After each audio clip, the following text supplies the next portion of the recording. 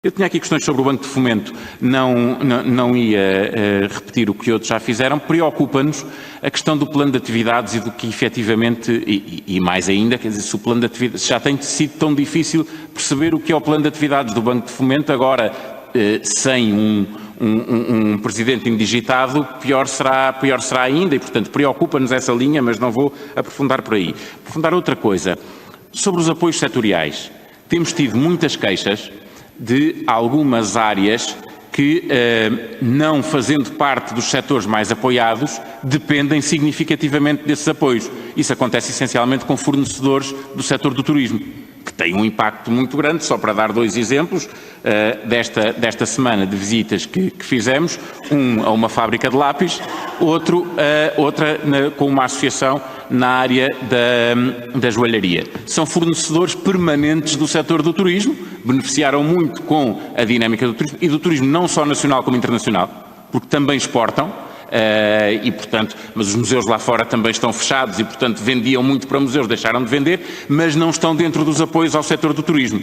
E portanto, com o passar do tempo também e com as dificuldades que estes setores que indiretamente estão ligados aos setores mais apoiados porque foram os mais afetados, se há consciência da parte do Governo deste impacto e que é que poderá ser feito para poder também aqui haver alguma intervenção. Por último, a questão dos combustíveis, só se isto não pegar tanto na taxa, pegar na questão da receita. Nós até podemos discutir se há ou não há um efeito por via de taxas, indireto por causa do carbono. O que é indiscutível é que a receita do Estado com os combustíveis tem aumentado todos os anos. E, portanto, do ponto de vista económico, o Estado, neste caso o Governo, tem que pensar nisso. Se aquela receita adicional que o Estado está a ter por causa da tributação dos combustíveis deve ou não ser devolvida à economia.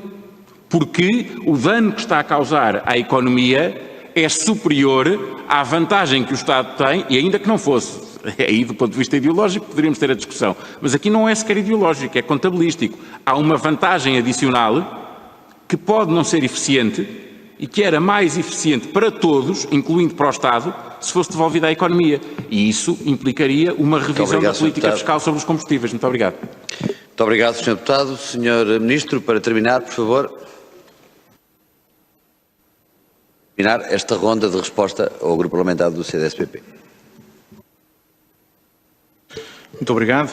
Sr. Deputado, o plano de atividades do Banco de Fomento foi preparado precisamente para viabilizar a autorização da Comissão Europeia para o seu aumento de capital. Está articulado também com o programa InvestEU, será rapidamente divulgado, aliás, como as contas do banco. Sobre os apoios setoriais à economia, nós percebemos isso. Aliás, alargamos em algumas áreas a hipótese de alguns apoios serem dirigidos a empresas que demonstrem que a sua faturação está excessivamente ligada aos cais mais afetados. Temos exemplos concretos disso, em termos de fornecedores de eventos, etc. No setor da joalharia, toda a parte das empresas de caráter comercial também receberam esses apoios e, portanto, claramente temos essa preocupação e, como eu dizia também há bocado ao Sr. Deputado Bruno Dias, sabemos que não chegamos a todo lado. Terceira nota, sobre a política fiscal em matéria de energia. O país iniciou em 2014 um caminho relativamente a uma fiscalidade verde. Uma ideia foi nessa altura que foi criada a taxa de carbono, como um adicional ao imposto sobre produtos energéticos, cujo valor era determinado pelo preço do carbono nos mercados internacionais e aquilo que se prevê é precisamente uma continuação do crescimento da tributação das atividades nocivas para o ambiente.